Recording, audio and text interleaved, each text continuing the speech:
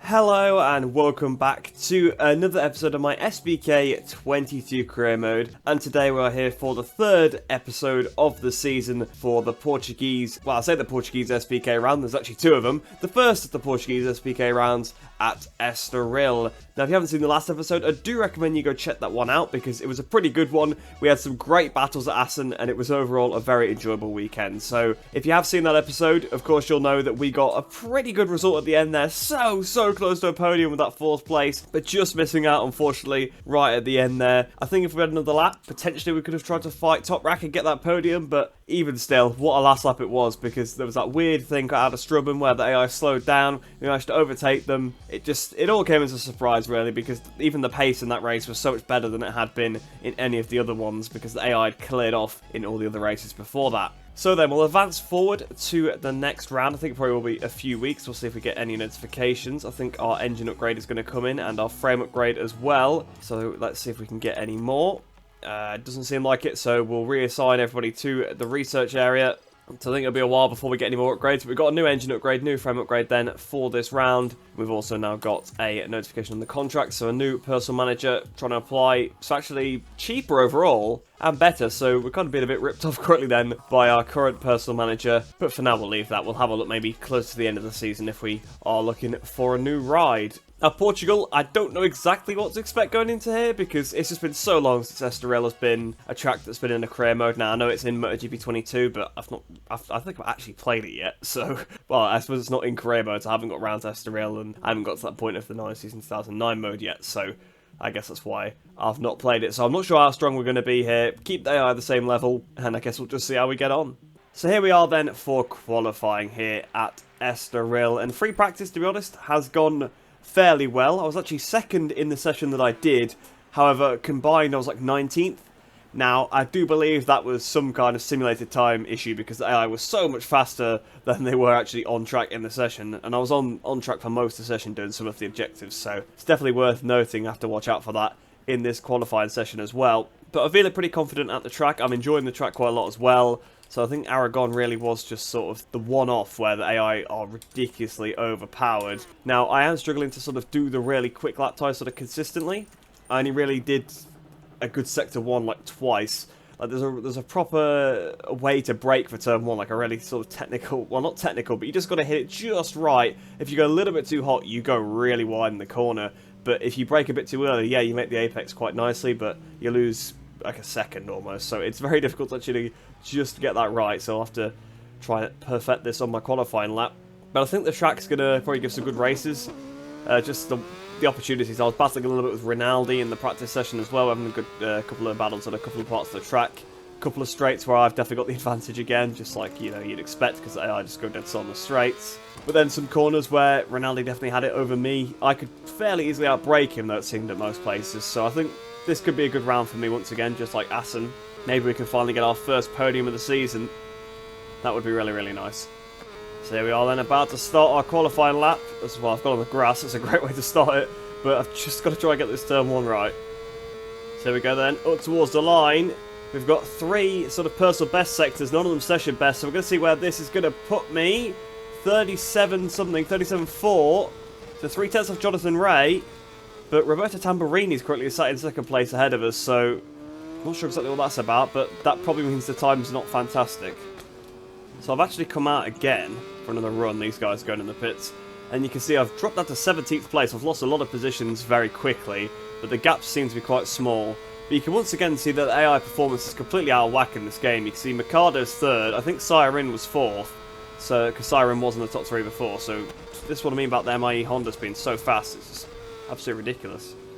So I've used Ponson to great effect here, and if the Delta is to be believed, I'm going to be on pole position, but I just don't believe it at all. And here we go, massive slipstream on Christoph Ponson, all towards the line. What's this time going to be? 1 minute 36, it's pole! It's actually pole here in Estoril, just 2 tenths clear of Alvaro Bautista, so we just found a ton of time there by following Christoph Ponson. So cheers for that, Ponson, and he only went 17th himself. So I do feel a bit sorry for tagging on the back of him there, but that was a much better lap. Managed to sort of hit all my apexes. I don't know how all of a sudden it was so much better though. I got a personal best in Sector 1, which I actually lost time in Turn 1 because I braked a little bit earlier, but I think I got a better exit, which made up for that. And then Sector 2 was just all of a sudden red. I don't know what it did so it's better in Sector 2, but must have been something decent. And then Sector 3 and 4 just sort of closed the lap out, followed Ponson throughout the last couple of corners, which did help as well. And yeah, just perfect. I don't know how the discrepancy between myself and Ponson was so big, because really I followed him for the whole lap, but I think they just lose so much time on the straights compared to the player. If you do the same sort of times for the corners, it's just obviously a lot faster. But pole position here, hopefully I can keep that one, but if we do, this could be a fantastic weekend. So I have indeed got that pole position, 2/10 of a second clear of Alvaro Bautista in second, Top Rat Rascatioglu in third, with Jonathan Ray in fourth. But like I was saying before, you can see the two MIE Hondas are right up there in 5th and 6th positions. Koenig in 7th, so the AI performance is sorting out massively. Look, Scott Redd's down in 15th place. Sure, it might have been done earlier in the season where he was further down, so fair enough. I'll let you off for that one. But Tamburini's 12th, Haslam's 14th. Haslam's not even in World Superbike, so that's probably the first problem. I know he did a couple of stand-in rides, but he's in the game. You got Locatelli down in 16th. Bassani 20th, Gerloff 21st, Van der Mott, fair enough, has been out for a lot of the season, but Baz shouldn't really be right at the back, Ertl shouldn't be at the back either, so yeah, the performance does definitely need changing slightly, I would say. I don't think it's quite right, to be honest. But let's head into race 1 now then. Starting from pole position, this is going to be pretty nerve-wracking, because I've never started up this high. I know I'm probably going to struggle off the start, so I'm probably going to get absolutely swamped into turn 1, but if we can keep with the top group, anything's possible. So then, here we are on the grid, looking at Alvaro Bautista. Now, in terms of tyres, I don't know what front tyre we're going to go for here. There's a lot of options. For some reason, there's only the SC1 at this track.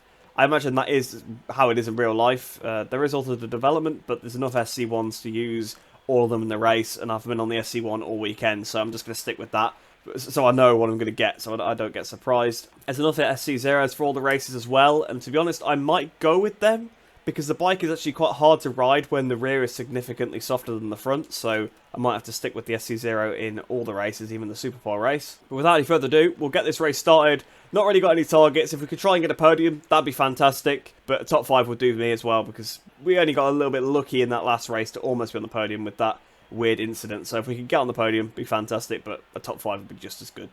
So then here we are, the lights are on for the first time here at Estoril, waiting for the lights to go out here. The lights out, away we go once again. I've got that terrible reaction time. But AI, we get jumped by the big 3 and Mikado as well as we go down towards the first corner. Going to brake nice and early because I don't want to go in too hot. We're now been swamped by Leclerc as well. We've got Rinaldi at the inside. I've kind of had to lift up for him. So that's 8th place. So it's been a pretty woeful start. And a little bit wide through turn 2 as well. That's probably going to allow Tamburini through, is it? Not quite, but I did pick up a track limits warning, so either way, not ideal. So I think we've probably settled into 8th position here now. As we've got 8 laps to try and claw my way back through.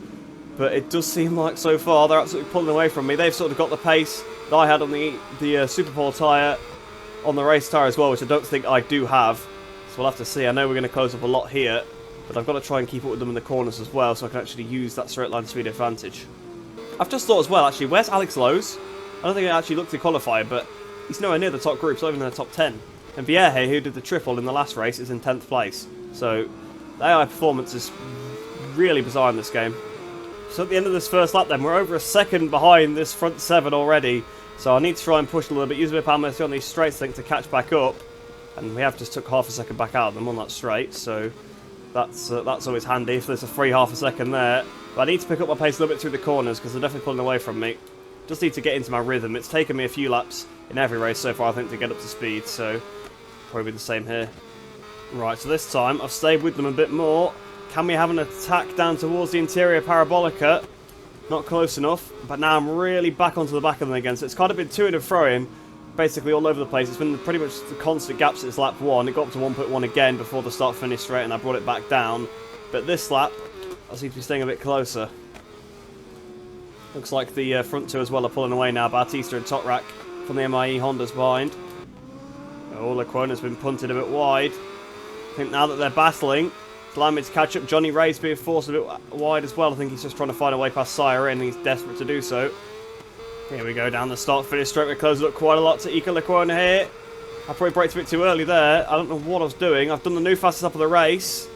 But really, I could have made a pass there. I have no idea why I braked so early. I think it just spooked me. I completely got the wrong braking point. Basically, I'm braking for the bridge, and I braked under the shadow of the start lights there for some reason. That was It's probably the weirdest error I've ever made, because it just wasn't even close to being right, and it just completely stopped me from passing anybody. So that's quite annoying, but at least I now know that I'm lapping quicker than everybody else on track, and there's a chance here that I can actually get past some of these guys.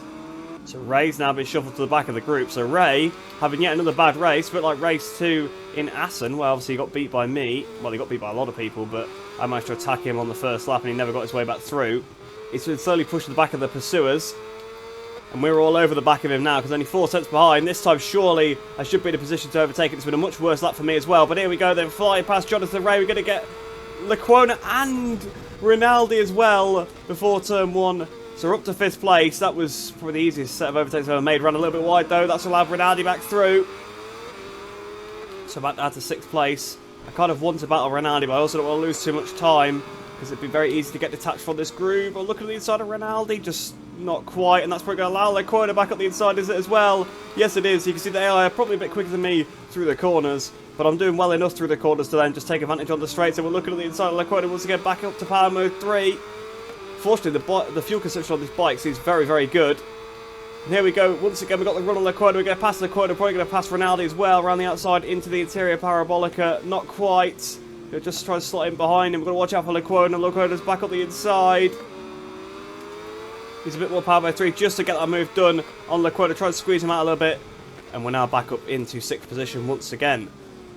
So here we are then, once again, another good run here on Michael Ruben Rinaldi, and we are just going to pass him before the braking zone, so back up into 5th place once again, but I imagine he's going to come straight back up the inside into turn 1, unless I can put it down to the apex. I have pulled it down to the apex. I'm on course for a new personal best as well, so I imagine that's probably the best I've done turn 1 so far. Needs to just make the apex for 2 and 3 as well, and we actually might have this 5th place secured.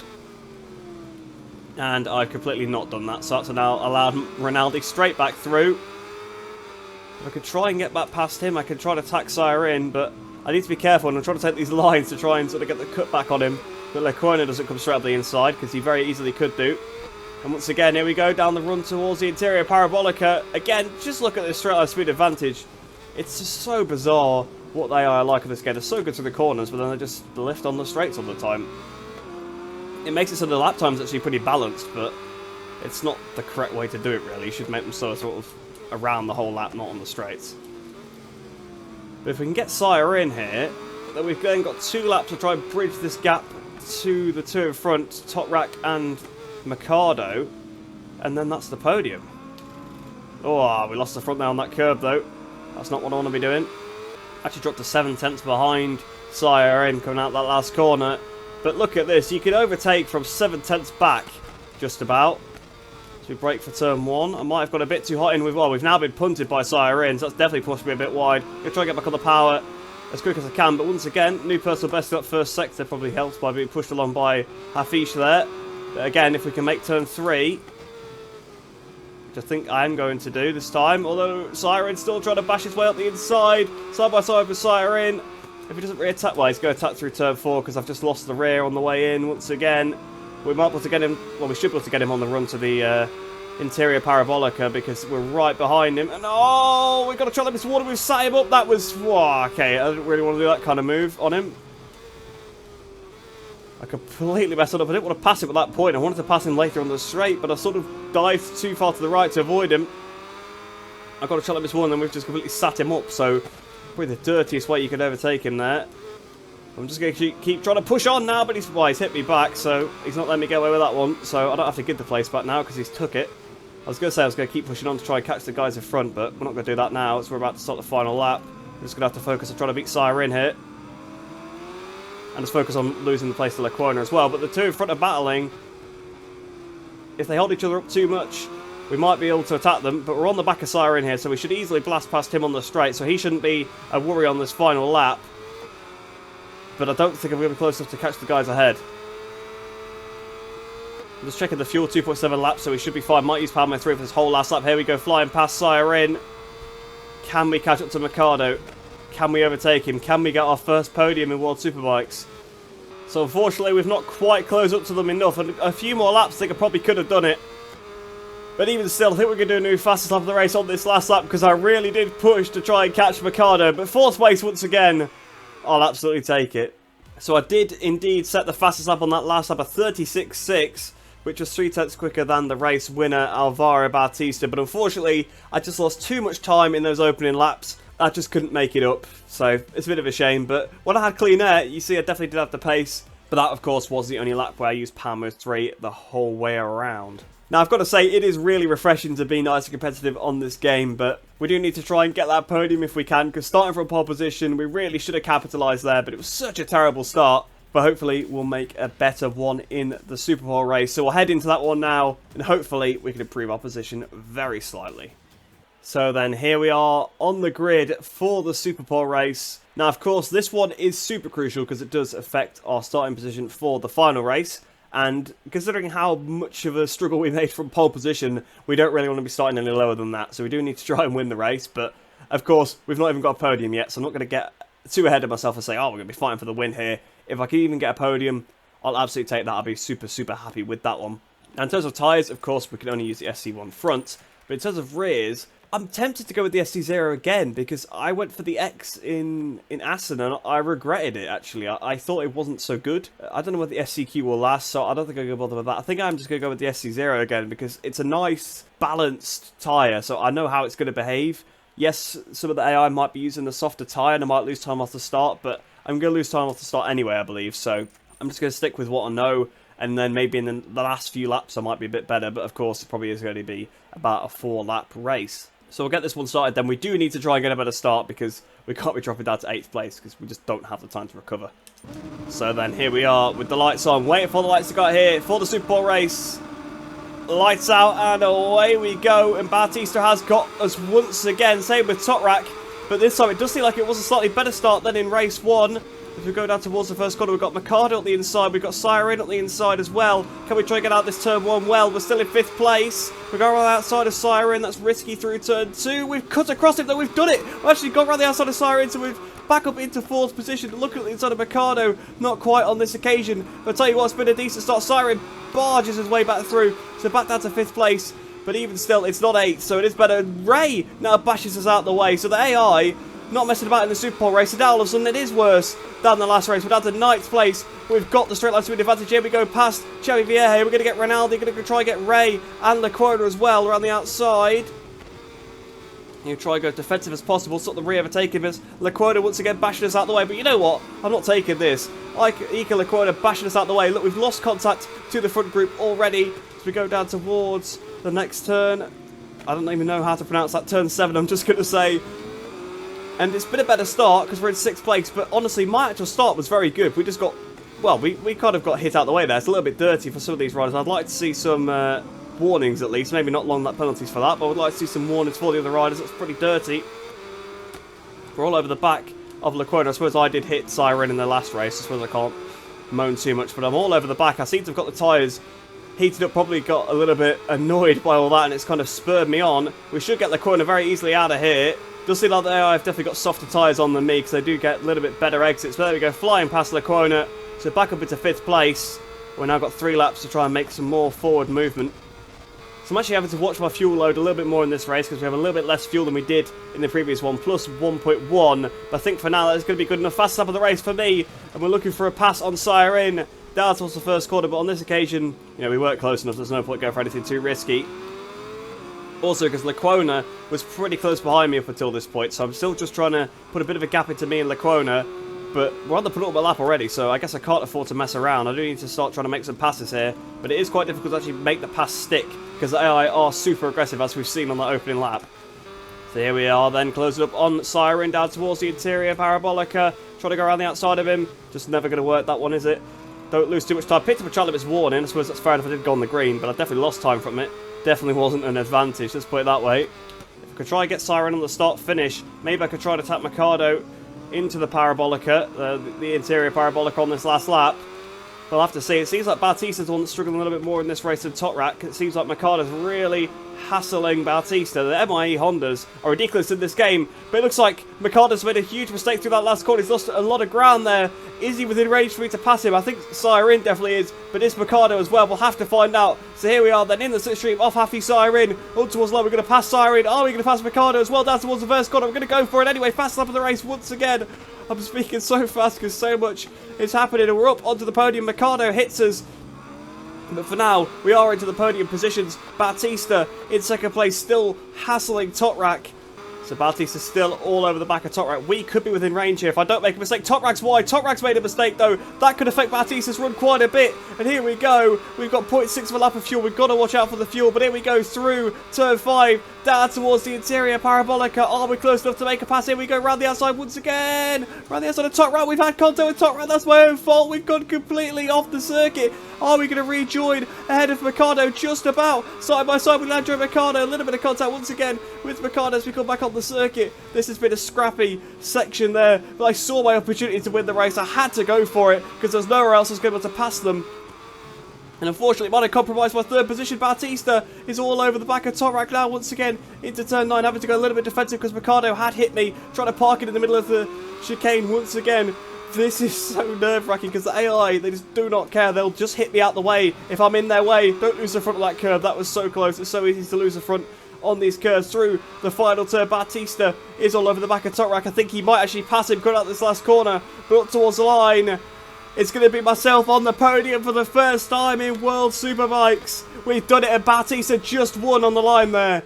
I've almost lost my voice for that one, all that shouting, so hopefully that wasn't too loud over the mic, but oh, that was such a good last lap. I just managed to get up onto the podium, and then I saw my opportunity to win. I shouldn't have attacked there, or at least I shouldn't have tried to attack Toprak as well, because they cost each other so much time later around the lap. I actually might have been able to drag them to the line, but what a race that was. Once again, battling with the front guys. But we definitely would have won that if it wasn't for all of the contact on the first lap, I would say. Because we were right up there, right on the pace immediately this time. Didn't need a few laps to bed in, but well, that's third place for the main race. So still on the front row, so still a good shot. First podium. I guess it's a Super Bowl race, so it's not a real podium. But you know what? I'll still take it. And hopefully we can try and get another one in this last race. So here we are then on the grid for the final race of the weekend. Batista finally on pole position. That was a good last lap from him in the Super Bowl race there to be able to overtake Toprak. I'm a little bit disappointed that I went a little bit too early. I just saw the opportunity to try and take the lead. It was never going to happen around the outside, was it? Especially when I tried that previously. It almost went completely wrong, but we just managed to get back on the track side by side with Leandro Mercado. But I tell you what, I've got the confidence now. We've got the podium. We've got a fourth place. We've had a couple of weekends now where we've been pretty competitive, but by no means dominant. So I feel like the AI probably are in the sweet spot in terms of difficulty. At least for this circuit, it does seem pretty balanced. I've got the advantage, of course, on the straights, but through the corners, the AI is certainly faster. But I'll do everything I can to try and get another result here because that was so fun. So the lights are on then, waiting for the lights to go out here for the final time at Estoril. Lights out and away we go, and once again it's been a poor reaction time from myself. We moved over on Siren a little bit. We've had the corner attackers as we go down towards turn 1 as well. I've got pretty good awareness of where everybody is. We've had a little bit of contact with Lecorno. We had a little bit of contact with Siren as well to go to the first corner. But you know what, it's not been a bad start. I actually stuck behind Lecorno a little bit, around the outside of him into turn 2. I'll tell you what, that was pretty good. The grip stuck there. I've struggled with the grip a little bit there in a couple of occasions. Another challenge won at that corner, just like in race 1. And Lecorno back up the inside, bashing me out the way. So the AI are dishing it out this week, that's for sure. And we're right on the back now of Lecorno once again. Ronaldo's right on the back of me as well. So we've got to watch out for Ronaldo. Oh, Toprak trying to go through turn 5. That'd be an aggressive pass. But here we go. We've got the slipstream fly past Lecorno. It's almost no contest on the straight, isn't it, once we use a bit of power mode 3. But he might want to come back through the interior Parabolica. He's trying. I think we've got it on this occasion. So up to 4th now. So where we ended race 1, and we've got the entire race to try and close in on the back of Mercado and the 2 leaders. Although Lecorno once again attacking us. Try and hang it around the outside. We have done that indeed. If he doesn't attack me through the chicane, we probably should be fine. So here we are then, 9 tenths away at the end of this first lap. Mercado is just kind of pushing Toprak along, it looks like, on this straight. Once again, the straight just keeps us in contention. So the AI balancing once again, just so bizarre in this game. They're so fast through some of the corners, and if you can keep up with them through the corners, it is just almost a free, well, it is a free pass on the straight if you within about half a second, to be honest, which is so ridiculous. It's like being on a Ducati in MotoGP. So here we are then at the end of the second lap. We've got a pretty good slipstream here. Down towards turn 1, we've passed Toprak and Mercado. Quite easy there. Toprak coming back at us. Well, Toprak just punted us, actually. He's not come back at us at all. We're going to try and hang around the outside of Toprak, though, here. We might be able to do so. He's backed out the throttle. Into turn 2 we go. We've got the position on Toprak then, as long as we don't make a mistake through turn 3 or 4, which is, to be honest, very easy to do. Every time I say don't make a mistake, I immediately do, and Toprak really Hey, you know what, Tora? Don't stick your hand up because you've just collided to the side of me. I'm not happy about that. That's annoyed me more than anything. A random animation that plays in the game every time there's contact has just annoyed me from more than anything's happened so far. But it's brought the corner back into it. Batista, I reckon, has got this race won now. He's pulled away because of all this battling. Once again, now towards the interior parabolica. There's nothing I can do really to attack into this corner. I've got to be super close. I've got to have the pass done before that turn because the AI obviously always just stick themselves on the inside and you can't go on the outside there. And it's very difficult to pull that pass by going any tighter really either. So it's a difficult corner to pull the pass. You need really the move done in the straight or to be alongside in the braking zone at the very least on the inside. Mikado pushes Toprak a little bit. We're looking to try and capitalise. Not close enough through the chicane to do anything about it. But I'll tell you what, we will be close enough on the start-finish straight to do something about it. That's for sure because we're right with them now. Batista is 2 seconds up the road now, so I think Batista, like I said, I think he's definitely got this race won now. With all this battling, I think Toprak is probably holding up this pack. I think that's why the corner's caught up as well. But here we go then, out the last corner. Don't know why Mikado doesn't just pass him on the straight, it's just pushing him along. There we go, fly past the pair of them, not even close to the braking zone. So there we go then, up to second place, so on the podium once again. Now I've got to hunt down Alvaro Batista, who's 2 seconds up the road. Well, actually 1.4 now, to be fair. So I've just set the fastest lap of the race, 36.7. You can see I'm still about the same distance behind Batista. I'm struggling to catch him. His pace is pretty good. That's the first lap I think I've actually gone quicker than him. I brought the gap sort of back down to how it started. But yeah, his pace of clean air is better than mine, I think. Yeah, so we're about to start the final lap of the race. Now we've just brought the gap to under a second. Another new fastest lap of the race. In fact, it might have been the exact same one. No, about a tenth quicker. But it's not going to be enough on this lap. I'm only about half a second a lap quicker than him. But if he does make a mistake, we could be in contention. I'm right on the back of him now. I think another lap, we'd definitely be in contention to make a pass. We're just going to run out of tyres. So Batista is going to do the double here at Estoril. In fact, he might have even done the triple. I'm not sure who won race one. But towards the line, we're going to be so close to the back of him. Almost going to catch him there. But it is the second place. A new best result for us of the season. Wow, 53 thousandths of a second behind him at the end there. I pushed all I could on the last lap, but sort of coming out the last corner, I was kind of like, you know what, it is what it is. We're not going to beat him. But if I was 53 thousandths of a second quicker anywhere in that race, I would have just beaten Alvaro to the line there. So that's so tantalisingly close to our first victory in the career mode. But I tell you what, we got our first and second podiums of the season. Our first podium in a full-length race as well. Our first real podium. So I'll absolutely take that one then. Toprak ended up in third place, but you can see we absolutely dropped Toprak by the end.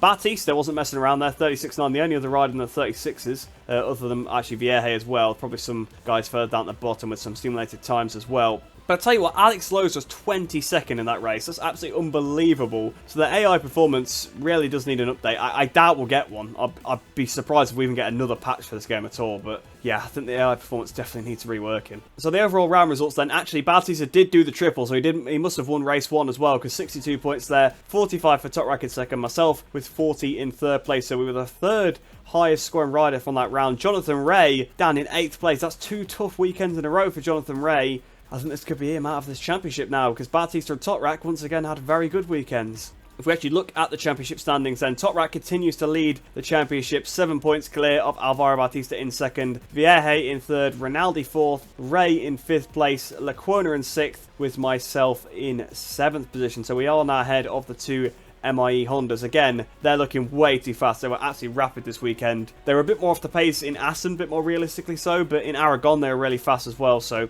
two out of 3 rounds so far, they've been fighting for the win. So that's definitely a little bit wrong. And looking at the Constructor Championship, you can see Ducati actually move ahead of Honda. Obviously with Batista doing that triple, matches what Vierge did in the last round. 5 points between those two. Yamaha 11 back, 58 back to Kawasaki, and 71 back to ourselves, BMW. So we'll head back to the career hub now with the weekend done, see what we get for this weekend, see what research data we got as well, because I actually don't know which objectives we passed. There was some for the race that I've not checked, so I don't know whether we actually got them or not, but we should get a hefty amount of credits and reputation because we had a stunning weekend this weekend. So then we've actually gained 8,880 reputation points, which is going to take us up to 180,600. And as for the credits, we gained 30,471, which is going to take us up to 107,746. Now, in terms of the research data, you can see we've got 2 in free practice, and we got all of them for the qualifying the race. That's a hefty amount. We've got over 1,000 in all the categories now, so that's a fantastic weekend. This game is a little bit strange when it comes to the research data, because you get so many objectives in a weekend, and you get so many points for all of them. You get like 350 per point, so I've hit 5 of the objectives there, so that's why we've got so much research data. And we've also got a very rounded set of technical staff as well, 35, 35, 30, so we get a pretty good balance on all the departments. But back in the main career hub, then you can see we've got 2 notifications here from the technical staff, a new chief engineer and a new chief analyst, Alessio Russo. I've seen that name a fair amount of times, and as I was speaking about being balanced, that one is certainly not balanced. And if we look at the data analyst, we've got Anya Schmidt, and again, very unbalanced, just improving a lot on the engine. But with all those notifications looked at then, that pretty much brings this episode to a close. So I hope you guys have enjoyed that one. It's been one hell of a weekend. We were really, really competitive in this one. Actually, surprisingly so. It really has caught me off guard by sort of how competitive we were. Pole position, 2 podiums, we're right up there. I'm not sure which round is next, but I think I probably will turn up the AI difficulty depending on how the practice goes. I'm just trying to up it as we go through the season. I think a good weekend like that does show that it probably does need upping slightly, because of course I upped it going to Assen. I thought Assen could be a fluke, so we'll see, how it goes here. Again, we've had a good weekend, so I think I might up it by a few percent. But like I said, I hope you guys did enjoy that one. Hope you enjoyed the rest of your day. Hope you're staying safe, and I shall see you in the next one.